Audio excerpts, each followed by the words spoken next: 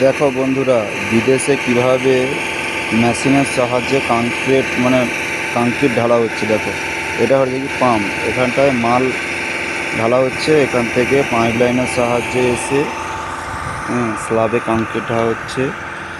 দেখুন pipe line, দেখুন বন্ধুরা, দুটো ফ্ল্যাট সকাল থেকে ঢালা হয়ে গেছে। এই একটা ফ্ল্যাট, এই একটা ফ্ল্যাট, 3 নম্বর ফ্ল্যাট চলছে। দেখেছো, অনেক কম লোকের সাহায্যে, এই 10-12 লোকের সাহায্যে কংক্রিট ঢালা হচ্ছে। এই প্লান্ট দেখুন বন্ধুরা, প্লান্ট এখানটায় মশলা মাখিয়ে গাড়িতে করে নিয়ে এসে এইটা ঢালা হচ্ছে। এটাই ঢালা হচ্ছে। দেখো, এখান থেকে কংক্রিট এসে এখানটায় ঢালা হচ্ছে। দেখো,